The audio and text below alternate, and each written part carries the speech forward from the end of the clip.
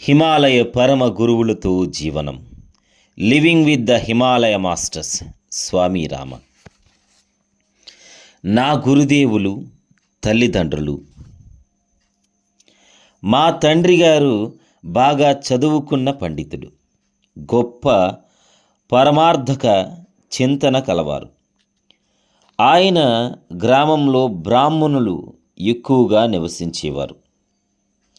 వారు ఆయన వద్ద చదువుకోవడానికి, సంప్రదించడానికి వస్తూ ఉండేవారు. నా తల్లిదండ్రులు సాధారణ సంపత్తి కలిగి నలుగురికి సహాయపడే భూకామందులు.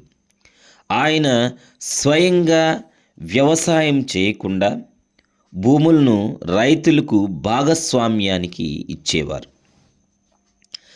6 నెలలు మా నాన్నగారు ఎక్కడ ఉన్నారో తెలియలేదు. ఆయన చనిపోవడమో, సన్యసించడం, తీసుకోవడమో జరిగి ఉంటుందని ఆయన కుటుంబం నిర్ధారణకు వచ్చింది. అసలు జరిగిందేమిటంటే, ఆయన ఆధ్యాత్మిక అభ్యాసములకు ఇబ్బందులు రావటంతో ఆయన ఏకాంత స్థలమునకు వెళ్ళారు. ఆయన హరిద్వార్కు దగ్గరలో ఉన్న మానసాదేవి అడవులలో కఠోర ధ్యానం చేసుకుంటున్నారు. ఆ సమయంలో మానసాదేవి అడవులకు వచ్చిన మా గురువుగారు ఒక సాయం సమయంలో మా నాన్నగారు ఉన్న ప్రదేశానికి వచ్చారు. ఆయనను చూడగానే నాన్నగారికి ఈయనే తన గురుదేవులని అనిపించింది. సామాన్యంగా అలాంటి మొదటి కలయికలోనే గురు శిష్యుల హృదయాలను ఒకదానికొకటి తెలుసుకుంటాయి. ఒక్క చూపులోనే ఇలాంటి భావన వచ్చేస్తుంది. అప్పుడు మాటలు చేతలు లేకుండా సంసర్గము మొదలవుతుంది. మా గురువుగారు నాన్నగారితో వారం రోజులు ఉండి నాన్నగారికి ఉపదేశములు ఇచ్చి చివరిలో ఆయనని తిరిగి ఇంటికి వెళ్ళమని ఆజ్ఞాపించారు. మా ఇల్లు ఉత్తరప్రదేశ్లోని అడవుల్లో సుమారు 5500 అడుగుల ఎత్తులో ఉన్నది. మా నాన్నగారు, మా అమ్మగారు తన భర్త ఇక వస్తారన్న ఆశ వదిలి వేసుకొని కఠోరమైన దైనందిన దినచర్యలు మొదలుపెట్టారు. నాన్నగారు తిరిగి వచ్చి మానసాదేవిలో ఆయన గురువుగారి వద్ద పొందిన ఉపదేశం, అనుభూతులు ఆమెకు చెప్పారు. అమ్మకు 43 సంవత్సరాల వయస్సు, తనకు 60 సంవత్సరాల వయస్సునున్న తమకు పుత్ర సంతానం కలిగి తనను అనుసరిస్తాడని గురువుగారు చెప్పారని ఆయన అమ్మకు తెలిపారు. అది జరిగిన 2 సంవత్సరాల తరువాత హిమాలయముల నుండి మా గురువుగారు నా తల్లిదండ్రుల గ్రామానికి వచ్చి వారి ఇంటికి వెళ్ళారు. ఆ సమయంలో నాన్నగారు భోజనం చేస్తుండడంతో అమ్మ ఆయనకు తలుపు తీసింది. ఆయన ఎవరో తెలియక నాన్నగారు భోజనం చేస్తున్నారు, తను వడ్డనలో ఉంది, దయచేసి కూర్చోండి అని ఆమె ఆయనకు కోరింది.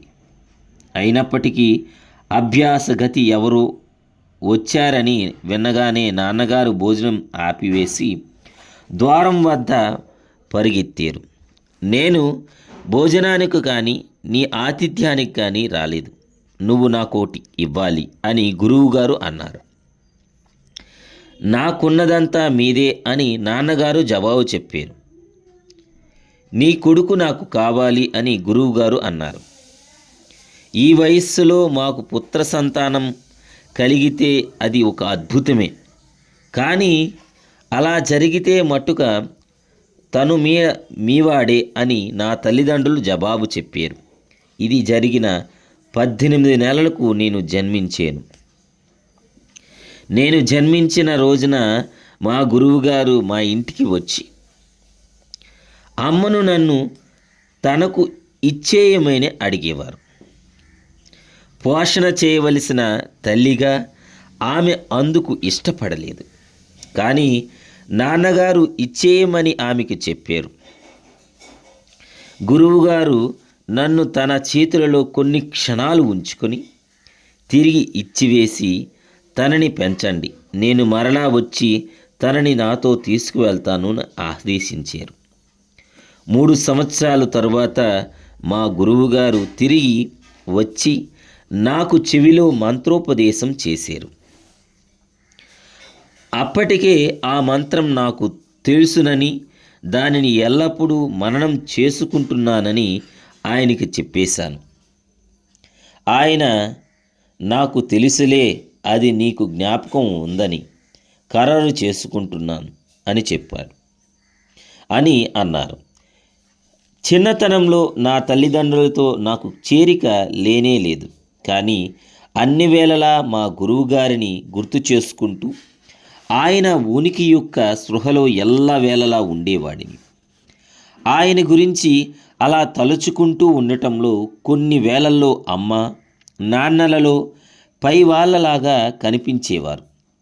నేను ఈ ప్రదేశానికి చెందను, నేను వీరి వాడును కాను అని నాకెప్పుడూ అనిపించేది. అడపాదడపా నాకు పుట్టినప్పటి నుంచి ఉన్న కుడి చెవిలో రంధ్రాన్ని అమ్మ చూస్తూ ఉండేది. నేను పుట్టక ముందే అలాంటి గుర్తు ఉంటుందని మా గురువుగారు భాష్యం చెప్పారు. నువ్వు ఎప్పుడో ఒకప్పుడు మమ్మల్ని వదిలివేసి వెళ్ళిపోతావు అని అమ్మ అప్పుడప్పుడు రోదిస్తూ ఉండేది. మా తల్లిదండ్రులు నేను ప్రేమించిన ఆ రోజు కొరకు నేను ఎదురు చూస్తూ ఉండేవాడిని. నా క్రిత జన్మలో అసంపూర్ణమైన పనిని ఈ జన్మలో నేను పూర్తి చేయాలి అన్న విషయం చిన్నప్పటి నుండే నాకు గుర్తు ఉంది. చిన్న కుర్రవానిగా నా గత జీవిత విషయాలు నాకు చక్కగా జ్ఞాపకం ఉన్నాయి. నా కలలో మా గురువుగారు మరలా గుర్తుకు వస్తూ నాకు ప్రతి రాత్రి తెలివి వచ్చేది. దీనితో నా తల్లిదండ్రులు బెంగపడి పురోహితులను, వైద్యులను, జ్యోతిష్యులను నాకు ఏమైందో తెలుసుకోవడానికి సంప్రదించేవారు. కానీ దూత ద్వారా నాకేమీ అవ్వలేదని, విచారించవలసిన అవసరం లేదని మా గురువుగారు వారికి కబురు పంపారు. మా ఊరిలోనున్న 2 ముసలి వితంతువులతో కూర్చుని నా భవిష్యత్తులో చేయబోయే వాటి గురించి మాట్లాడుతూ ఉండేవాడిని. వారిద్దరూ పరమ దైవభక్తులు. వాళ్ళు నన్ను కాలేజీ చదువులకు వెళ్ళమని సలహా ఇస్తూ ఉండేవారు. వాళ్ళు నన్ను ఒప్పించగలిగారు కూడా. కానీ నేను ఈ లోపులే పాఠశాల మానివేసి మరి అటు ప్రక్కకు వెళ్ళలేదు. ఇలాంటి పాఠశాలలో నా సమయం గడపటం వృధాయని భావించాను. కొన్నేళ్ల తర్వాత నా తల్లిదండ్రులు దివంగతులయ్యారు. నేను మా గురువుగారి దగ్గరకు వెళ్ళిపోయాను. మా గురువుగారు నన్ను అదుపాజ్ఞలలో పెట్టడానికి ప్రయత్నించారు. కానీ అది ఆయనకు కష్టమైపోయింది. నేను భౌతికంగా నా తండ్రితో చేరిక లేకపోవటం వల్ల నాన్న అన్న మాటకు నేను దూరమయ్యేనన్న భావన లేదు. ఏ తండ్రి ఇవ్వలేని దానిని మా గురువుగారు నాకు ఇస్తూ ఉండటం వల్ల తండ్రి లేని లోటు నాకు కనిపించలేదు. మా గురువుగారు నాకు తండ్రే కాదు, అంతకన్నా ఎక్కువ.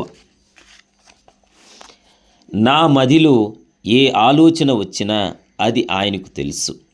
నాకు ధ్యానం చేయకూడదన్న ఆలోచన రాగానే ఆయన నా వంక చూసి చిరునవ్వు నవ్వేరు. ఎందుకు నవ్వుతున్నారు అని నేను అడిగేవాడిని. నీకు ధ్యానం చేయాలని లేదు అని ఆయన జవాబిచ్చేవారు. ఇది నాకు సహాయం చేసింది. ఎందుకంటే దీనివల్ల నా మాట, నా పనుల్లోనే కాక నా ఆలోచన సరళిలను, మనోభావాలలోనూ కూడా ఆయన నడిపిస్తున్నారని తెలిసిపోయింది. కోరకూడని భావాల గురించి ఆలోచించడం నాకు భయం వేసింది. కానీ అలాంటి ఆలోచనలు వచ్చినా ఆయన నన్ను ప్రేమిస్తూనే వచ్చారు. ఆయన నా ఆలోచనలకు అడ్డు రాకపోయినా నా ఆలోచన సరళి గురించి మెత్తగా నాకు తెలియజేస్తూ ఉండేవారు. శిష్యుడిని గురువు ఎల్లప్పుడూ ప్రేమిస్తూనే ఉంటారు. శిష్యుడు ఎంత చెడ్డవాడైనా సరే నిజమైన గురువు శిష్యుడిని ఎప్పుడూ తప్పు పట్టరు. అలాగా కాకుండా గురువుగారు మెల్లగా సహాయం చేసి ఆయన్ని సరిదిద్దుతారు. పిల్లవాడు ఎంత అల్లరి చేసినా ప్రేమించే తల్లి వాత్సల్యంతో అతన్ని సాకుతూనే ఉంటుంది. ఎలాగైతే తల్లి బిడ్డని ప్రేమతో, సరళతతో, మార్గదర్శకతం చూపుతూ పెంచుతుందో అలాగే గురువుగారు శిష్యుణ్ణి తీర్చిదిద్దుతారు.